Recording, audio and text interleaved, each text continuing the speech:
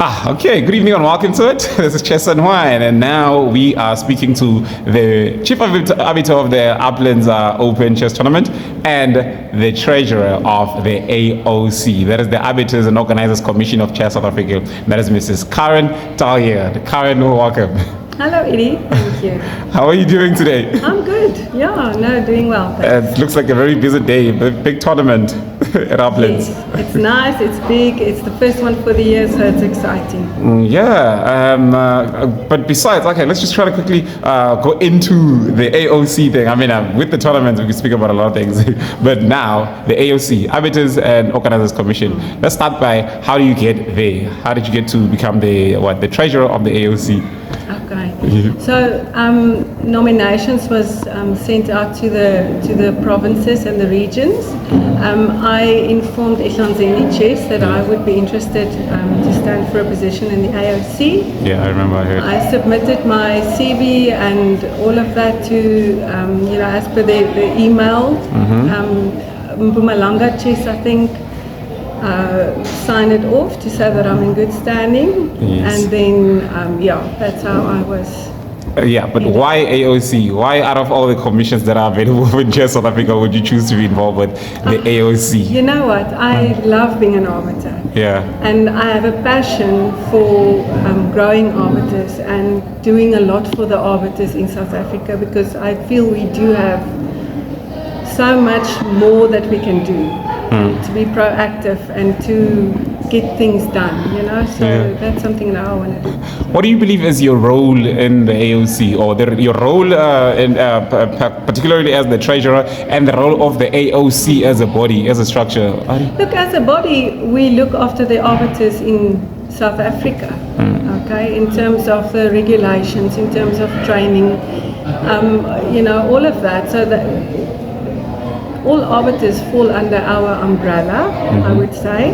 And then as the treasurer, obviously, I look after the money, send out the invoices, reconcile the banks, whatever payments we need to make, Swiss manager licenses, but as the AOC, we really work very well. So it's not like only one person does one thing. We are all working together. Each person has their own thing. So my main function is finances. Yeah, but then again, obviously, as finance person, you are the one that reminds the arbiters that you need to be paying for the year and all that. And I'm sure, again, some arbiters might be asking themselves, all right, what are the benefits of paying? I mean, it's fine, I'm an arbiter, and sometimes I could be assisting here and there. I've already got my title.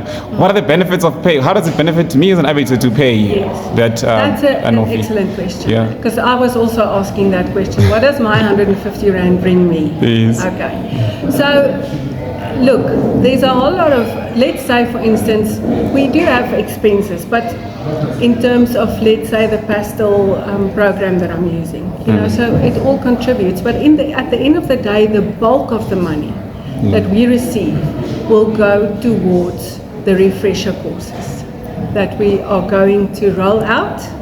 Okay. Yes, it's very exciting. So that's just a plan. It hasn't happened before, has it? Look, it's no, not that I'm aware. Yeah, that's what I'm thinking. So it's the first time. We want to start off with the provincial arbiters and the candidate provincial arbiters. Depending on the numbers, of course, we will have the school supervisors and tournament supervisors are also welcome.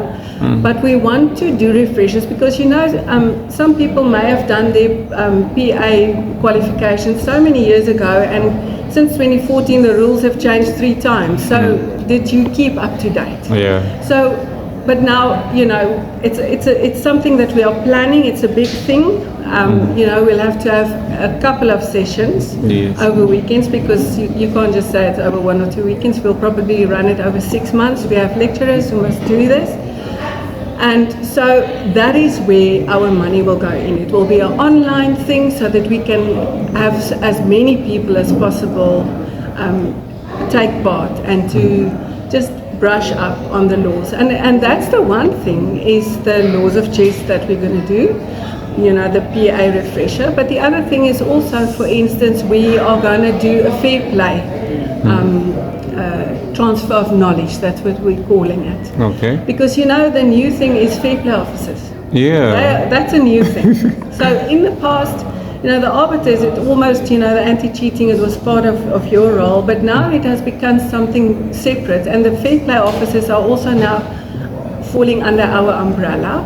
So we've developed a short course that we'll call Transfer of Knowledge, just to educate people on what is it that the fair play officers do, what is their role, where do they fit into a tournament, because it's something new for all of us. And I will be, and currently we have four FIDE fair play candidates, or I'm not sure what the title officials or fair play officers. But we have 4 of them, and they put together under Mike Bornheim, they put together something for us, and Mike actually presented it to the AOC on Thursday evening. It was so exciting for me, very informative.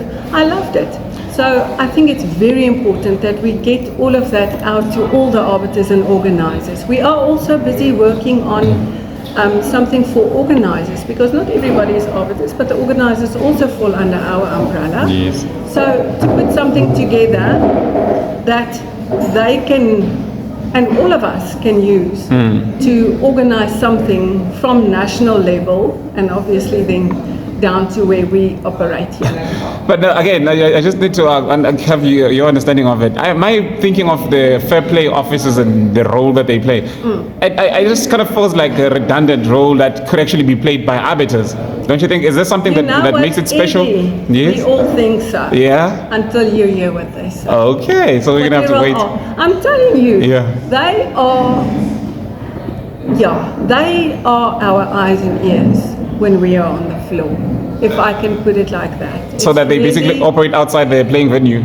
Look, they are in the venue, they're in the bathrooms, they're everywhere. They scan the players when they come in, they scan them when they go out. So it's a different role, but an important one that has evolved as chess and all the loopholes that the players have shown us so kindly. So I think it's a very important role to have. I believe they have because the arbiters can't be everywhere. We can't be.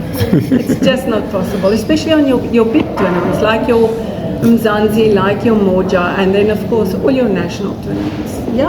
But for South Africa, I'm thinking, if we had, I'm actually stretching this, that, we could have 2 or 3 arbiters hired to do what the fair play officers are doing, while having other arbiters on the floor doing the role of arbitrating and so forth. But again, that's probably a discussion for another day on its own, right? I think it's just a matter of opinion. Currently, the fair play officers are all arbiters. Yes. Are qualified arbiters, but you don't need to be a qualified arbiter to be a fair play officer. Okay. All right. I'm thinking now. What is your idea? But I've got 2 questions that I actually just pushing through. First one is, do you are an AOC, Arbiters and Organisers, right? Does South Africa have a qualifying criteria, routine, qualifying route for organisers, or just as long as the person organizes tournaments, they're an organizer? That's now the thing. You know what FIDE has? Okay? And I've spoken to quite a lot of people, we have spoken to quite a lot of people who, they've completed that course, the FIDE course, and of course it's wonderful if they want to do it. I know about the FIDE one, but I'm just talking about the South Africa chess. Now that's expensive, and it's difficult to get the norms, right? So that is now what we are trying to do as the AOC, to say let's develop something similar to what we've done with arbiters, to do your provincial arbiter, that exam and all of that. Yes. So let's develop something for organisers and let them do the course.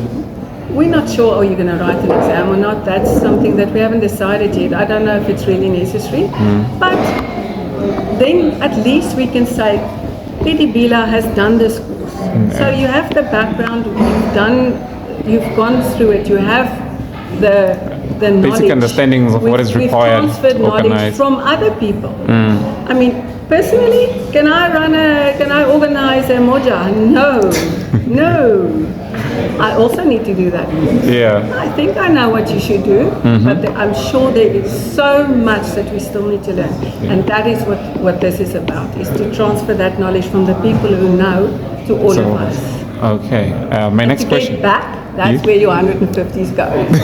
Okay, speaking on the matter of the 150, is it possible? What would you say to people, in fact, that will ask if it's possible that one could actually approach being an arbiter as a, I don't know if it's a career, but a job, something that one could actually make a livelihood with? Could that be because I remember asking it to some of the executives for Chess South Africa if they consider it possible to professionalize chess in South Africa.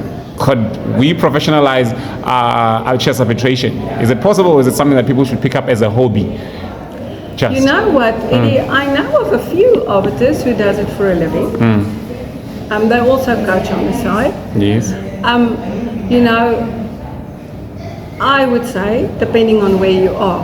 If you are in the metros, you're probably going to get more opportunity to arbiter and raise funds than us here.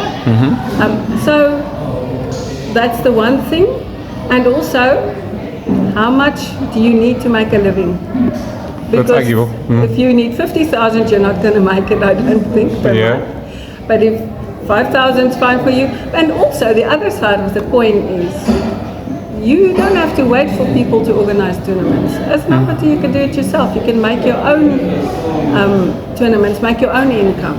Yeah. So, do I believe you can do it professionally full-time? In my opinion, currently no. I don't think so. But do you feel that the AOC has a role in making that possible, or maybe it's not something that you feel falls under the scope of the AOC? I don't think it falls under our scope.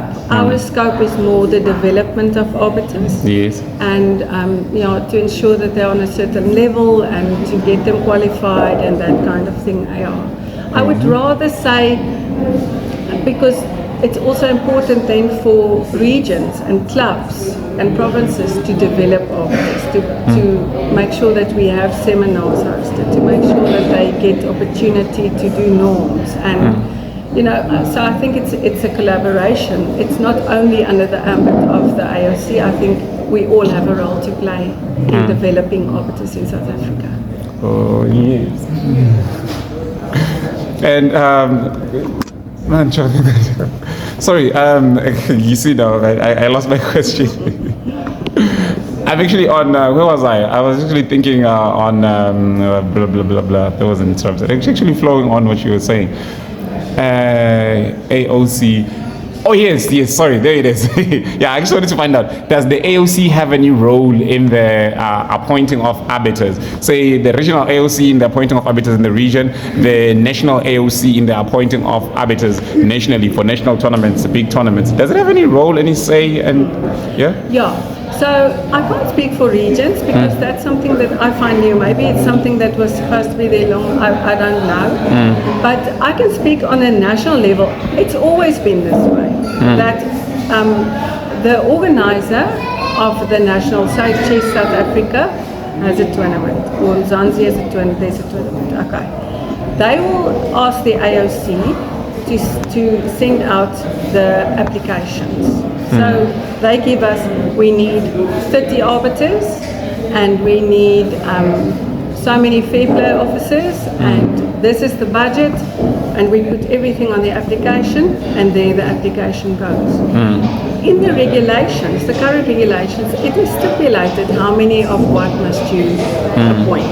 Yes. Okay? So when it comes through and you can only appoint from applications. Yes. You can't, if people don't apply, you can't appoint. Okay? Of course, yeah. So obviously, your chief arbiters will always be IAs in a national event, right? And then your DCAs will be either IA or FA. So what we do, because in South Africa, we do have very few of those tournaments where you are able to work for a norm, a FA norm, or an IA norm, or to like IAs, they can upgrade the qualification from DCU grade up. Yes.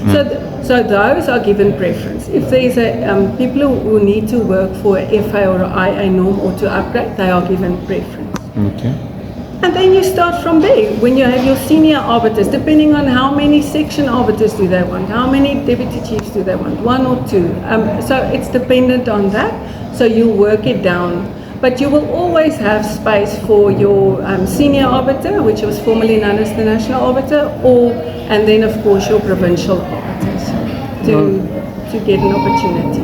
Yes. So wait, And we have to balance the genders and all of that. Of course, also, You just mentioned something interesting now. You said the senior arbiter, which used to be a national arbiter, is it no longer a national arbiter? No. Oh. You know, it caused confusion under the arbiters. Okay. You know, because FIDE has got a term national arbiter. Yes. Okay? Yeah. So to them, it is somebody who is a qualified arbiter in a country.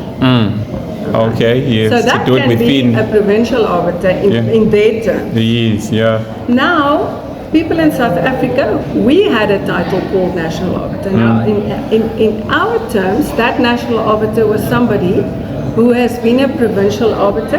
They've worked for norms at national level and under IAs and FAs, and they've got norms, 4 extra norms, and now they have become a national arbiter, meaning they're a bit more senior. Yes. They've got more experience. And now what happened was, when people registered with FIDE, it says NA, which is just a confirmation that you are an arbiter in a country. I've noticed, yes. So now on this side, when we get applications, they say their title is NA. Now obviously when you look at appointing people, your national arbiters are almost now supposed to be above a provincial arbiter. But meanwhile, it's not so we said, you know what, to get this confusion out of the way and not to clash with FIDE, let's rather call it a senior arbiter. Now I know, we work through 10,000 titles. What do you call them at the end? We really struggle to find just something that will work. Now people say, SA, is it an old arbiter? You know, exactly, senior. Well, the senior players and now senior arbiters. Yeah, so it's difficult. But what we were trying to say in terms of that senior means you've got more experience on national level. So that was just what the thinking was. Maybe that could have worked. But anyway, wait, just quickly, your titles, your arbiter titles. What titles do you have, by the way? We have school. You personally, sorry. Yes. Unless there are some changes in the except for the senior arbiter. I'm a FA. Yes. I have passed the IA exam and I've obtained 1 norm, so I need 3 more norms, then I can be an IA. Nice, all right. Okay, the thing is, I'm asking this because I'd actually like your opinion as a member of the AOC and obviously as a qualified IA FIDE arbiter. With regards to the what we call and Calvin Klassen issue in the Cape Town Masters Challenge. You know, Eddie. I'm sure you've discussed it with some members of arbitration. The thing is, my opinion. And that's all it is. It's all of our opinion. We went there. Yeah, even if you were there, it would still be an opinion. Know what exactly transpired, because we've never really heard from everybody. Yes. Who. But I'm not going to venture on what happened there because I don't actually know. All I know is everybody in South Africa now knows the Sofia rule. Will definitely read the rules and the regulations before they play. That's very important, so everybody learns something. And then also just hand in hand with that is if you can't draw before 30 moves, what is the process then if there is a draw? How do you claim that draw? Very important. That's very important. What would you say is the process now if you're in Arbiter in that situation? Because apparently... So I don't want to comment on them because I don't know what happened. So let's talk generally. Let's talk now in this tournament. Let's say this. If they are here and we had the Sofia rule and now they say we have a draw. Or we are about to draw, what do we do? It looks like a draw. Obviously you have your steps according to the rules. You must say, listen, I'm about to play this, and if I do it, then it's going to be the 3rd time, or it has just appeared, and we must play through the notation. The arbiter must be present. The arbiter must be called, and the arbiter must agree Yes. that it is a draw. That is Before the 30 that is it. If you have the Sofia rules and any other draw, if you have a threefold, you must call the arbiter. Yes, So if to you- confirm the draw. like for instance, if you have the Sofia rules and now you play a threefold and you just shake hands and you pack up your board and you leave, the arbiter didn't authorize it. Yeah. He didn't see, he didn't say yes. So did we follow all the rules? We must just stick to the laws of chess. That's all I always try to do. Then we are all happy. Yes. So now, say for instance, that happens in this event, and then players, for instance, they play the draw, and I just want to understand the role of the AOC, if any, is there. Like, is it possible for players to appeal against the arbiter or other arbiters to say to challenge whatever decision that was made even after the tournament? No, look, I mean, every tournament has its in the tournament rules. You should have a clause that says you have so much time after the end of the round to submit your appeal.